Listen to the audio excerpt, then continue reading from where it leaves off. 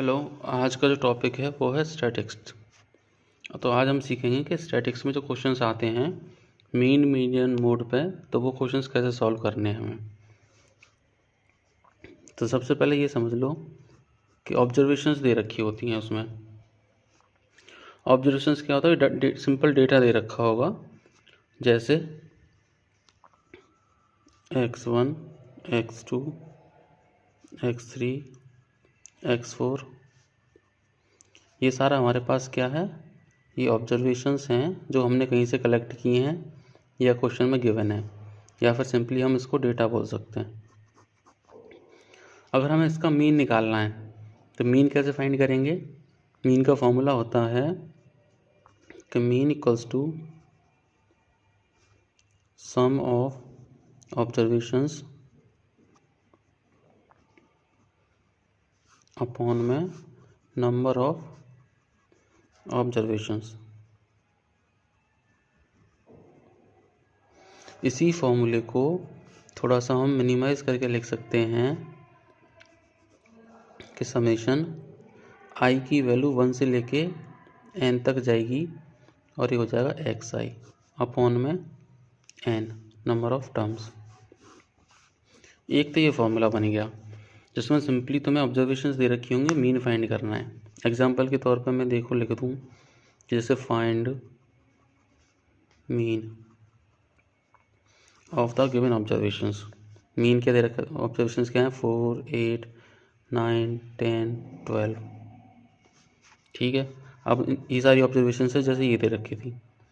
अब तुम्हें इसका मीन निकालना है, तो मीन कैसे निकालोगे। फॉर्मूला हमें मालूम है, सम ऑफ ऑब्जर्वेशन अपॉन में नंबर ऑफ ऑब्जर्वेशंस।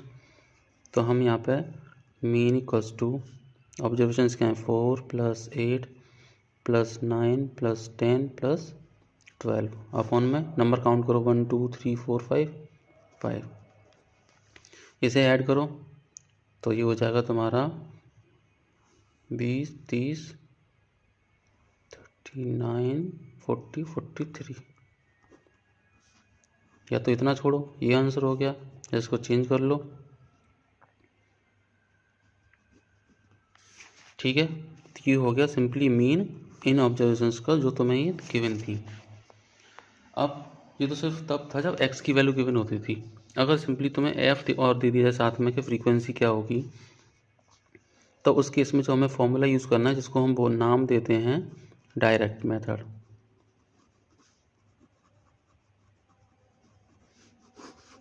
तो डायरेक्ट मेथड क्या होगा कि mean equals to summation f i x i upon में समेशन एफ आई। जो आई है उसकी वैल्यू 1 से लेके n, यहाँ पे भी आई की वैल्यू 1 से लेके n। इसको अगर थोड़ा मैं एक्सपेंड करूँ तो ये हो जाएगा mean equals to f1 x1 plus f2 x2, चलते चलते ऐसे ही fn xn अपॉन में f1 plus f2 plus f3 और चलते चलते fn, यानी टोटल फ्रीक्वेंसी का सम अपॉन में आएगा और ये जो कॉलम बनेगा एक अलग से, इनका सम अब ऊपर आएगा। तो इसको बोला जाता है डायरेक्ट मेथड, जो एनसीईआरटी के क्वेश्चंस में यूज़ करना है हमें। इसके बाद एक फॉर्मूला और होता है, देख लेते हैं। फिर सारे फॉर्मूले के बेसिस पे हम एक ही क्वेश्चन को करेंगे। इसके बाद एक फॉर्मूला आता है मीन फाइंड करने के लिए, assumed mean method. Assumed mean method, और इसी का दूसरा नाम है शॉर्टकट मेथड।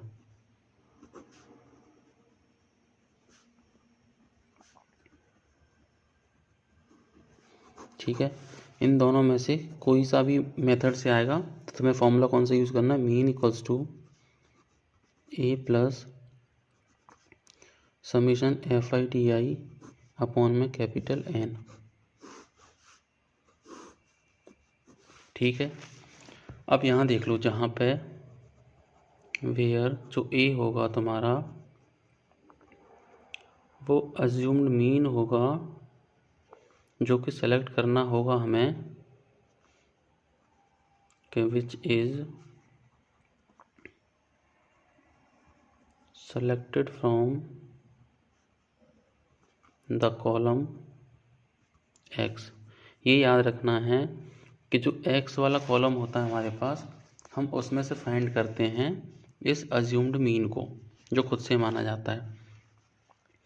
अब जो d है, d काउंट होगा xi माइनस a अपॉन में सिंपल ये d निकलेगा। जो x की रिस्पेक्टिव वैल्यू होगी उसमें से हम a को माइनस करते जाएंगे तो हमारे पास इक्वल कॉलम बनता जाएगा। और फिर फ्रीक्वेंसी और डी एफ और डी का मल्टीप्लाई करके एक नया कॉलम बनेगा, वो उसका जो सम आएगा वो आना है यहाँ पे। अब जो n है वो तो पता ही है, सम ऑफ ऑल द फ्रीक्वेंसीज, कि सम ऑफ ऑल द फ्रीक्वेंसीज। ठीक है। अब इसके बाद एक फॉर्मूला और है जो मीन के लिए यूज़ होता है, मीन फाइंड करने के लिए, जिसका नाम है step deviation. Step deviation method. तो ये तीनों फॉर्मूले किस काम आएंगे? जब तुम्हें नाम से बोला जाएगा कि स्टेप डेविएशन से मीन फाइंड करना है तो स्टेप डेविएशन वाला फॉर्मूला यूज़ करोगे। अगर तुमसे बोला जा रहा है कि अज्यूम्ड मीन या शॉर्टकट मेथड यूज़ करना है तो उस फॉर्मूले से यूज़ करोगे, या फिर डायरेक्ट मेथड उससे यूज़ करोगे। अगर क्वेश्चन में कुछ नहीं गिवन है और तुमसे बोला जा रहा है कि सिंपली मीन फाइंड करना है तो वो तुम्हारी चॉइस है, तुम किसी से भी फाइंड कर सकते हो। जैसे स्टेप डेविएशन का फॉर्मूला क्या होगा कि mean equals to a plus summation f i u i upon में कैपिटल एन, या फिर समीशन एफ आई एक ही बात है, और इंटू एच। ठीक है। यहाँ पर तो जो ए है विच इज अज्यूम्ड मीन वो सेम हो जाएगा इसकी तरह, और जो यू है यू कैसे फाइंड होगा? यू जो डी आ रहा था हमारे पास उसको एच से डिवाइड कर देना है। हमारे पास डी क्या था? एक्स आई माइनस ए अपॉन में एच। तो ऐसे जो भी फाइंड होगा वो हो जाएगा तुम्हारे पास यू। अब बात आती है कि एच क्या होगा, कि एच होगा हाइट ऑफ द क्लास। जो तुम्हारे पास क्लास दे रखी होंगी जैसे 0 से 4, 4 से 8, तो इनमें जो एच होगा वो क्या होगा? इनका डिफरेंस। 4 में से 0 का कितना? 4। यहाँ भी कितना है? 4। तो यहाँ पे जो एच होगा वो हमारा कितना हो जाएगा इस केस में? 4 हो जाएगा। ठीक है। अब हम एनसीईआरटी का एक फर्स्ट क्वेश्चन देखते हैं जो इन तीनों क्वेश्चन से, तीनों फॉर्मूलों से सॉल्व होगा। देखो ये है एनसीईआरटी का फर्स्ट क्वेश्चन कि एक सर्वे है, उसमें कुछ दे रखा है, नंबर ऑफ प्लांट्स दे रखा है, नंबर ऑफ हाउसेस दे रखा है। अब हमें ये सॉल्यूशन करना है। तो सबसे पहले जो क्लास इंटरवल होता है वो ऐसे गिवन होता है, और क्लास इंटरवल से निकलता है एक्स की वैल्यू, और तुम्हें नंबर ऑफ फ्रीक्वेंसीज तुम्हें दे रखा है। सी आई दे रखा है तुम्हें 0 से 2, 2 से 4, 4 से 6, 6 से 8, 8 से 10, 10 से 12 और 12 से 14। ठीक है। हमें तुम्हें x बताना भूल गया, तो x कैसे x जो निकलेगा वो निकलेगा lower limit plus higher limit upon में 2। जैसे 0 से 2 है और हमें x की वैल्यू फाइंड करनी है, ये क्लास इंटरवल है तो x निकाल कैसे निकलेगा? 0 प्लस 2, 0 प्लस 2 इक्वल्स टू 2, और 2 से डिवाइड करो तो कितना आ जाएगा यहाँ पे? 1। 2 से 4 है तो 4 और 2 6, 6 को हाफ करोगे तो 3। तो ऐसे हमारे पास x आ जाएगा। देखो 0 और 2 का हाफ 2 प्लस 0 2 1, 6 का हाफ 3, 6 और 4 10, 5, 12 को 2 से डिवाइड करो 6, ये होगा 6 to 8, तो हो जाएगा यहाँ पे 7, यहाँ 9, जाएगा 11, यहाँ 13। फिर एक पैटर्न पता चल जाता है कि 2 1 का डिफरेंस आ रहा है समय 1 2 3 4 5 6 7 8 9 10 11 12 13। ठीक है। फ्रीक्वेंसी हमारे पास गिवन है 1 2 1 5 6 2 3 हो गया। अब हमें एक खुद से अलग से एक कॉलम बनाना है एफ एक्स का। अब एफ और एक्स का मल्टीप्लाई हो रहा है तो इन दोनों का मल्टीप्लाई, तो 1 का 1, 3 2 जा 6, 5 1 जा 5, 5 7 जा 35, 9 6 जा 54, 11 2 जा 22 और 13 3 जा 39। इसका सम करना है फ्रीक्वेंसी का, क्योंकि हमें मालूम है जो डायरेक्ट मेथड है वो क्या था, summation f i x i upon में समेशन एफ आई। ठीक है, इन सबको ऐड करो तो 9 10 11 15 20 25 26 और 6 32, 32 का 2 कैरी 3 और 3 6 7 8 13 14 15 16 162। फ्रीक्वेंसी का सम करो 3 2 5 5 10 16 17 18 19 20।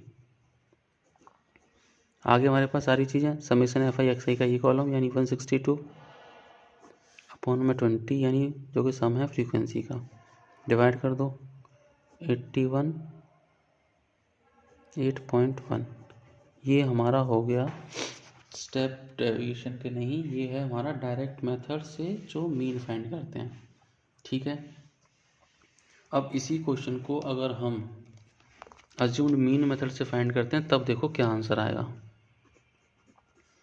क्लास इंटरवल तो सेम रहना है जो क्वेश्चन में गिवन होगा, एक्स सेम रहेगा जो क्वेश्चन में है, फ्रीक्वेंसी गिवन होगी, हमें फिर निकालना पड़ेगा यहाँ पर डी जो कि होगा x माइनस ए और उसके बाद आएगा हमारा एफ डी,